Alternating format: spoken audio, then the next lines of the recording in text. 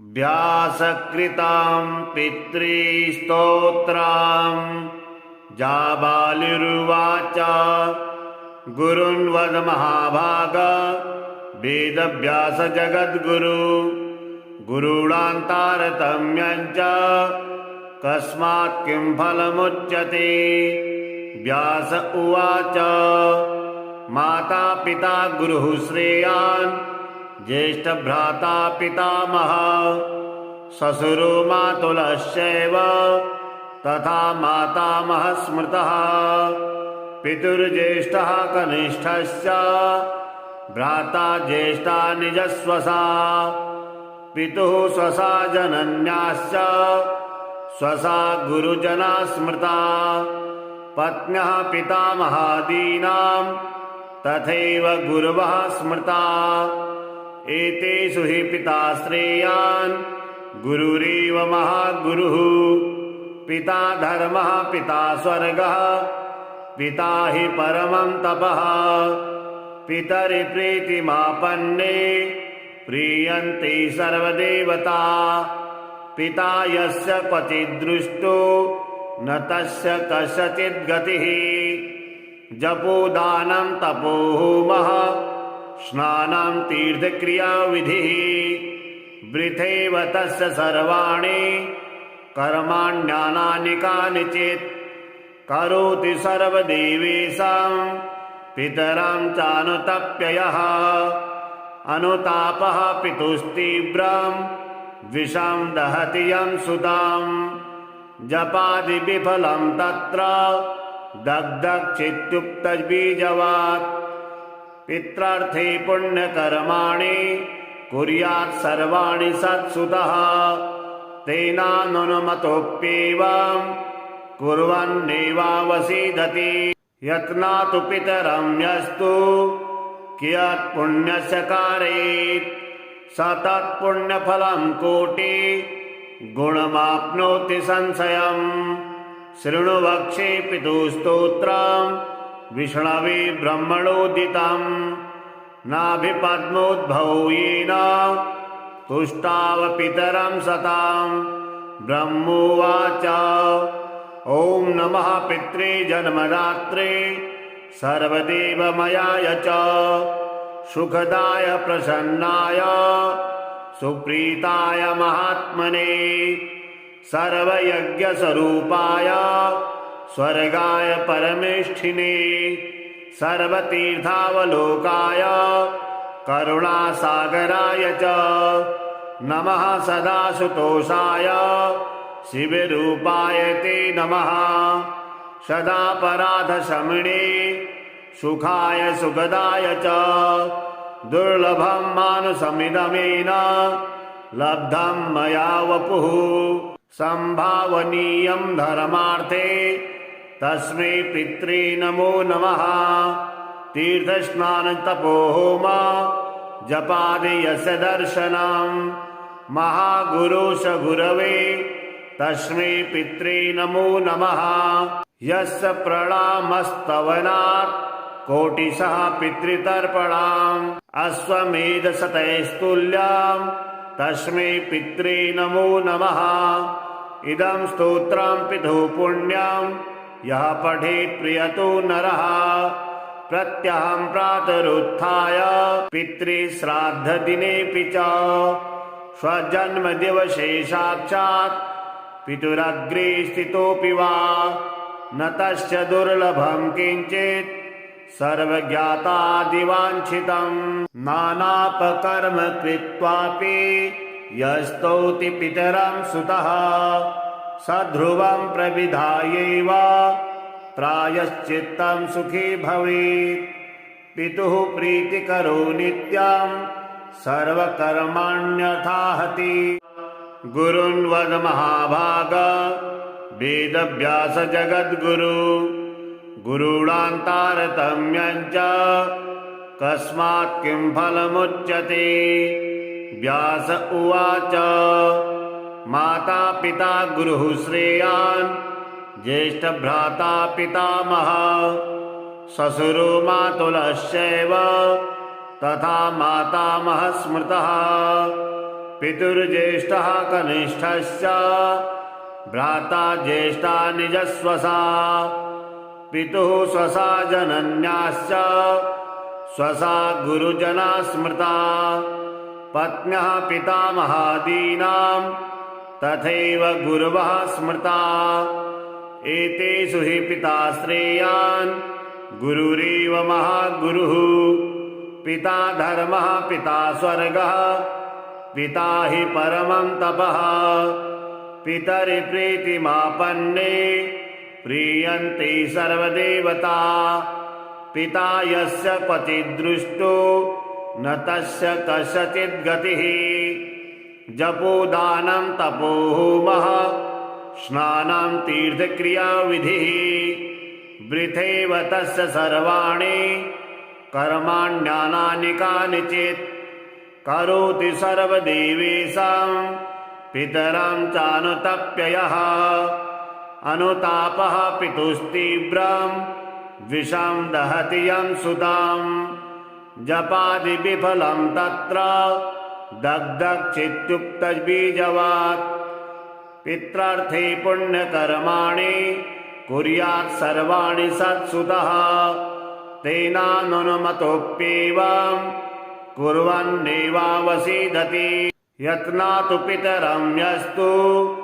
कियत् पुण्यस्य कारयेत् स तत्पुण्यफलं कोटि गुणमाप्नोति संशयम् शृणु वक्षे पितुस्तोत्रं विष्णवे ब्रह्मणोदितं नाभिपद्मोद्भवो येन तुष्टाव पितरं सतां ब्रह्मोवाच ॐ नमः पित्रे जन्मदात्रे सर्वदेवमयाय च सुखदाय प्रसन्नाय सुप्रीताय महात्मने सर्वयज्ञस्वरूपाय स्वर्गाय परमेष्ठिने सर्वतीर्थावलोकाय करुणासागराय च नमः सदासुतोषाय शिवरूपाय ते नमः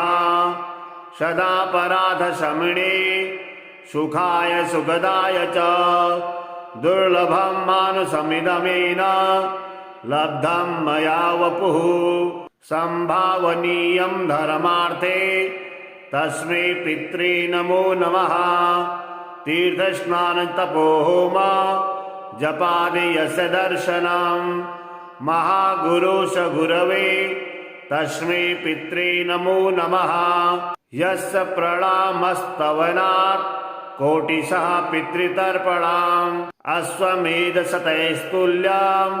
तस्मै पित्रे नमो नमः इदं स्तोत्रं पितुः पुण्यं यः पठेत् प्रियतो नरः प्रत्यहं प्रातरुत्थाय पितृश्राद्धदिनेऽपि च स्वजन्मदिवसे साक्षात् पितुरग्रे स्थितोऽपि वा न तस्य दुर्लभं किञ्चित् सर्वज्ञातादिवाञ्छितं नानापकर्म कृत्वापि यस्तौति पितरं सुतः सध्रुवं प्रविधायैव प्रायश्चित्तं सुखी भवेत् पितुः प्रीतिकरो नित्यं सर्वकर्माण्यर्थाहति गुरुन् वद महाभाग वेदव्यास जगद्गुरु गुरूणां तारतम्यं च कस्मात् किं फलमुच्यते व्यास उवाच माता पिता गुरुः श्रेयान् ज्येष्ठभ्राता पितामहः श्वशुरो मातुलश्चैव तथा मातामहः स्मृतः पितुर्ज्येष्ठः कनिष्ठश्च भ्राता ज्येष्ठा निजस्वसा पितुः स्वसा जनन्याश्च स्वसा गुरुजना स्मृता पत्न्यः पितामहादीनां तथैव गुरवः स्मृता एतेषु हि पिता श्रेयान् गुरुरेव महागुरुः पिता धर्मः पिता स्वर्गः पिता हि परमं तपः पितरि प्रीतिमापन्ने प्रीयन्ते सर्वदेवता पिता यस्य क्वचिद्दृष्टो न तस्य कस्यचिद्गतिः जपोदानं तपो होमः स्नानं तीर्थक्रियाविधिः वृथैव तस्य सर्वाणि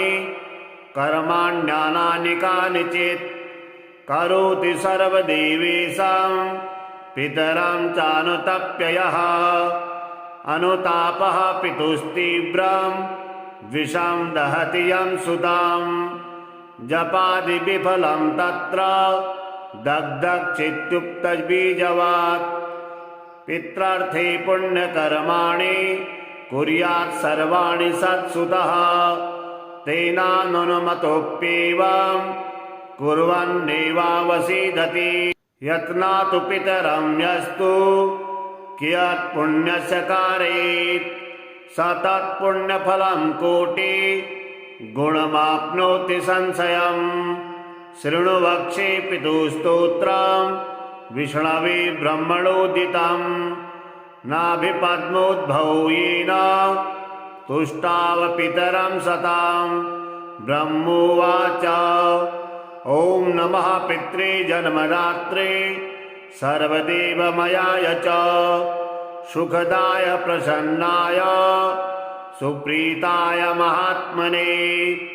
सर्वयज्ञस्वरूपाय स्वर्गाय परमेष्ठिने सर्वतीर्थावलोकाय करुणासागराय च नमः सदाशुतोषाय शिवरूपाय ते नमः सदापराधशमने सुखाय सुखदाय च दुर्लभं मानुषमिदमेन लब्धं मया वपुः संभावनीयं धर्मार्थे तस्मै पित्रे नमो नमः तीर्थस्नानतपोहोम जपादि यस्य दर्शनं महागुरुश गुरवे तस्मै पित्रे नमो नमः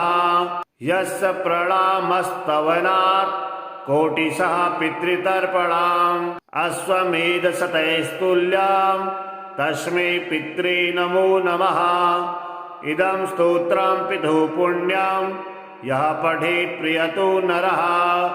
प्रत्यहं प्रातरुत्थाय पितृश्राद्धदिनेऽपि च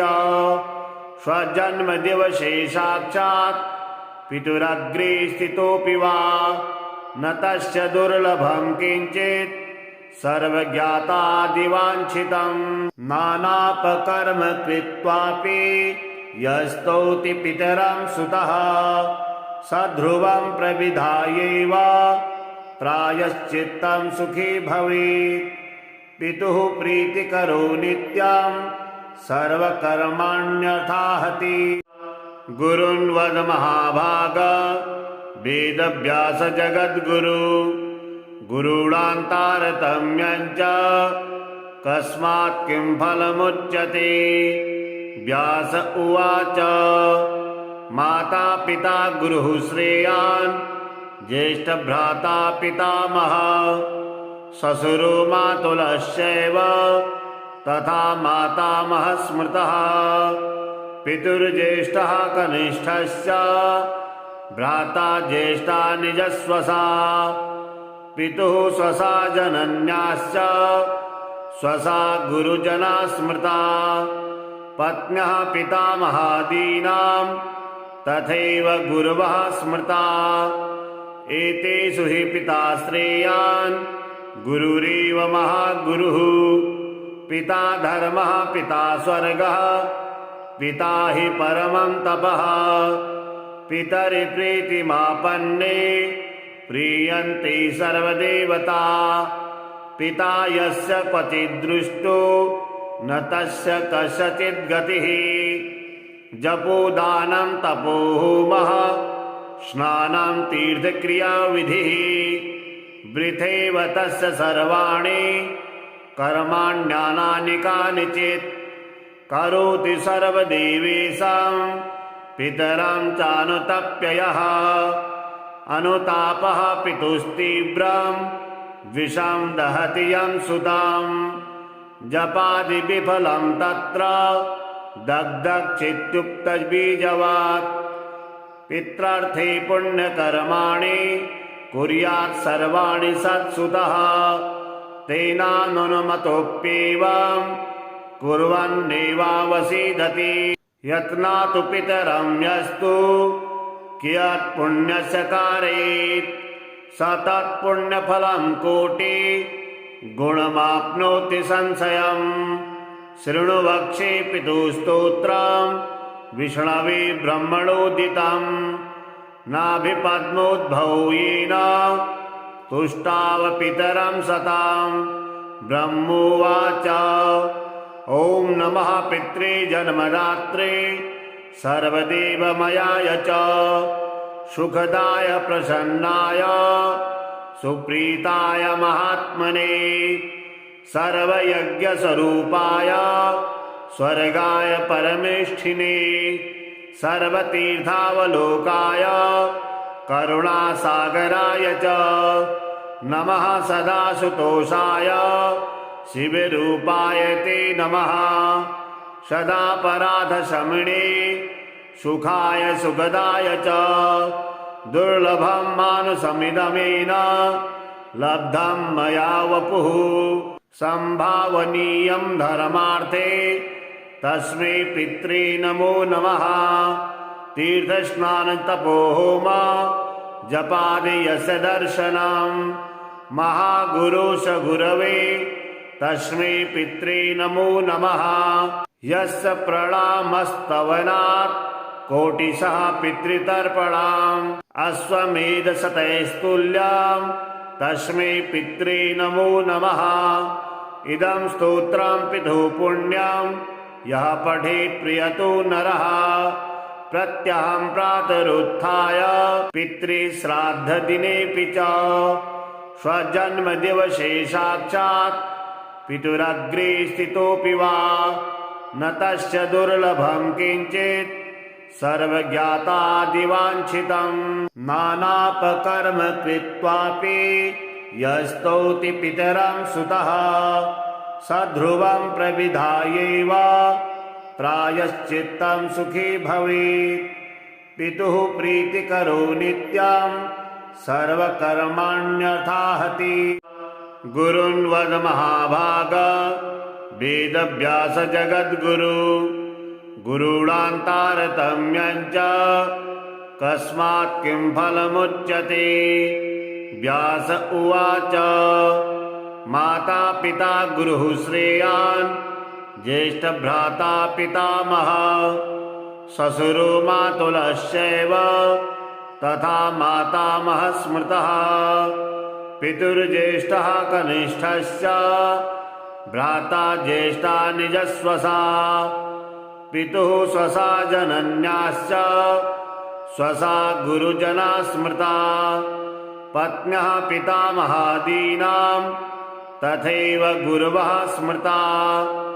एतेषु हि पिता श्रेयान् गुरुरेव महागुरुः पिता धर्मः पिता स्वर्गः पिता हि परमं तपः पितरि प्रीतिमापन्ने प्रीयन्ते सर्वदेवता पिता यस्य क्वचिद्दृष्टो न तस्य कस्यचित् गतिः जपोदानं तपोहोमः स्नानं तीर्थक्रियाविधिः वृथैव तस्य सर्वाणि कर्माण्यनानि कानिचित् करोति सर्वदेवेषां पितरं चानुतप्ययः अनुतापः पितुस्तीव्रं विषं दहति यं सुतं जपादि विफलं तत्र दग्धचित्युक्तबीजवात् पित्रार्थे पुण्यकर्माणि कुर्यात् सर्वाणि सत्सुतः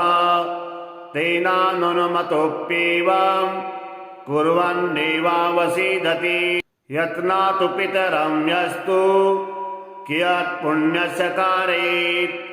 स तत्पुण्यफलं कोटि गुणमाप्नोति संशयम् शृणु वक्षे पितुस्तोत्रं विष्णवे ब्रह्मणोदितं नाभिपद्मोद्भवो येन तुष्टावपितरं सतां ब्रह्मोवाच ॐ नमः पित्रे जन्मदात्रे सर्वदेवमयाय च सुखदाय प्रसन्नाय सुप्रीताय महात्मने सर्वयज्ञस्वरूपाय स्वर्गाय परमेष्ठिने सर्वतीर्थावलोकाय करुणासागराय च नमः सदासुतोषाय शिवरूपाय ते नमः सदापराधशमने सुखाय सुखदाय च दुर्लभं मानुषमिदमेन लब्धं मया वपुः संभावनीयं धर्मार्थे तस्मै पित्रे नमो नमः तीर्थस्नानतपोहोम जपादि यस्य दर्शनं महागुरुस गुरवे तस्मै पित्रे नमो नमः यस्य प्रणामस्तवनात् कोटिशः पितृतर्पणाम् अश्वमेधशतैस्तुल्यं तस्मै पित्रे नमो नमः इदं स्तोत्रं पितुः पुण्यं यः पठेत् प्रियतो नरः प्रत्यहं प्रातरुत्थाय पितृश्राद्धदिनेऽपि च स्वजन्मदिवसे साक्षात् पितुरग्रे स्थितोऽपि वा न तस्य दुर्लभं किञ्चित् सर्वज्ञातादिवाञ्छितं नानापकर्म कृत्वापि यस्तौति पितरं सुतः सध्रुवं प्रविधायैव प्रायश्चित्तं सुखी भवेत् पितुः प्रीतिकरो नित्यं सर्वकर्माण्यर्थाहति गुरुन् वद महाभाग वेदव्यास जगद्गुरु गुरूणां तारतम्यं च कस्मात् किं फलमुच्यते व्यास उवाच माता पिता गुरुः श्रेयान् ज्येष्ठभ्राता पितामहः श्वशुरो मातुलश्चैव तथा मातामहः स्मृतः पितुर्ज्येष्ठः कनिष्ठश्च भ्राता ज्येष्ठा निजस्वसा पितुः स्वसा जनन्याश्च स्वसा गुरुजना स्मृता पत्न्यः पितामहादीनां तथैव गुरवः स्मृता एतेषु हि पिता श्रेयान् गुरुरेव महागुरुः पिता धर्मः पिता स्वर्गः पिता हि परमं तपः पितरि प्रीतिमापन्ने प्रीयन्ते सर्वदेवता पिता यस्य क्वचिद्दृष्टो न तस्य कस्यचित् गतिः जपोदानं तपोहोमः स्नानं तीर्थक्रियाविधिः वृथैव तस्य सर्वाणि कर्माण्यानानि कानिचित् करोति सर्वदेवेषां पितरं चानुतप्ययः अनुतापः पितुस्तीव्रं विषं दहति यं सुतं जपादि विफलं तत्र दग्धचित्युक्तबीजवात् पित्रार्थे पुण्यकर्माणि कुर्यात् सर्वाणि सत्सुतः तेनानुमतोऽप्येवं कुर्वन्नेवावसीदति यत्नातु पितरं यस्तु कियत् पुण्यस्य कारयेत् स तत्पुण्यफलं कोटि गुणमाप्नोति संशयम् शृणु वक्षे पितुस्तोत्रं विष्णवे ब्रह्मणोदितं नाभिपद्मोद्भवो येन तुष्टावपितरं सतां ब्रह्मोवाच ॐ नमः पित्रे जन्मदात्रे सर्वदेवमयाय च सुखदाय प्रसन्नाय सुप्रीताय महात्मने सर्वयज्ञस्वरूपाय स्वर्गाय परमेष्ठिने सर्वतीर्थावलोकाय करुणासागराय च नमः सदासुतोषाय शिवरूपाय ते नमः सदापराधशमने सुखाय सुखदाय च दुर्लभं मानुषमिदमेन लब्धं मया वपुः संभावनीयं धर्मार्थे तस्मै पित्रे नमो नमः तीर्थस्नान तपोहोम जपादि यस्य दर्शनं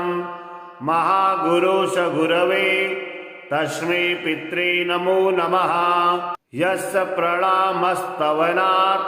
कोटिशः पितृतर्पणाम् अश्वमेधशतैस्तुल्यं तस्मै पित्रे नमो नमः इदं स्तोत्रं पितुः पुण्यं यः पठेत् प्रियतो नरः प्रत्यहं प्रातरुत्थाय पितृश्राद्धदिनेऽपि च स्वजन्मदिवसे साक्षात् पितुरग्रे स्थितोऽपि वा न तस्य दुर्लभं किञ्चित् सर्वज्ञातादिवाञ्छितं नानापकर्म कृत्वापि यस्तौति पितरं सुतः सध्रुवं प्रविधायैव प्रायश्चित्तं सुखी भवेत् पितुः प्रीतिकरो नित्यं सर्वकर्माण्यर्थाहति गुरुन् वद महाभाग वेदव्यास जगद्गुरु गुरूणान्तारतम्यं च कस्मात् किं फलमुच्यते व्यास उवाच माता पिता गुरुः श्रेयान् ज्येष्ठभ्राता पितामहः श्वशुरो मातुलश्चैव तथा मातामहः स्मृतः पितुर्ज्येष्ठः कनिष्ठश्च भ्राता ज्येष्ठा निजस्वसा पितुः स्वसा जनन्याश्च स्वसा गुरुजना स्मृता पत्न्यः पितामहादीनां तथैव गुरवः स्मृता एतेषु हि पिता श्रेयान् गुरुरेव महागुरुः पिता धर्मः पिता स्वर्गः पिता हि परमं तपः पितरि प्रीतिमापन्ने प्रीयन्ते सर्वदेवता पिता यस्य क्वचिद्दृष्टो न तस्य कस्यचित् गतिः जपोदानं तपोहोमः स्नानं तीर्थक्रियाविधिः वृथैव तस्य सर्वाणि कर्माण्यानानि कानिचित् करोति सर्वदेवेषां पितरं चानुतप्ययः अनुतापः पितुस्तीव्रं विषं दहति यं सुतं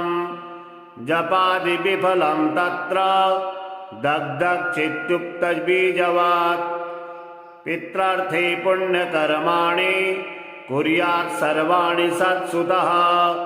तेनानुमतोऽप्येवं कुर्वन्नेवावसीदति यत्नातु पितरं यस्तु कियत् पुण्यस्य कारयेत् स तत्पुण्यफलं कोटि गुणमाप्नोति संशयम् शृणु वक्षे पितुस्तोत्रं विष्णवे ब्रह्मणोदितं नाभिपद्मोद्भवो येन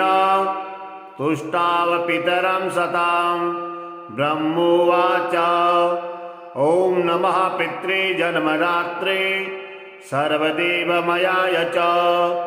सुखदाय प्रसन्नाय सुप्रीताय महात्मने सर्वयज्ञस्वरूपाय स्वर्गाय परमेष्ठिने सर्वतीर्थावलोकाय करुणासागराय च नमः सदाशुतोषाय शिवरूपाय ते नमः सदापराधशमने सुखाय सुखदाय च दुर्लभं मानुषमिदमेन लब्धं मया वपुः संभावनीयं धर्मार्थे तस्मै पित्रे नमो नमः तीर्थस्नान तपोहोम जपादि यस्य दर्शनं महागुरुस गुरवे तस्मै पित्रे नमो नमः यस्य प्रणामस्तवनात् कोटिशः पितृतर्पणाम् अश्वमेधशतैस्तुल्यां तस्मै पित्रे नमो नमः। इदं स्तोत्रं पितुः पुण्यं यः पठेत् प्रियतो नरः। प्रत्यहं प्रातरुत्थाय पितृश्राद्धदिनेऽपि च स्वजन्मदिवसे साक्षात् पितुरग्रे स्थितोऽपि वा न तस्य दुर्लभं किञ्चित् सर्वज्ञातादिवाञ्छितं। नानापकर्म कृत्वापि यस्तौति पितरं सुतः स ध्रुवं प्रविधायैव प्रायश्चित्तं सुखी भवेत्। पितुः प्रीतिकरो नित्यं सर्वकर्माण्यर्थाहति।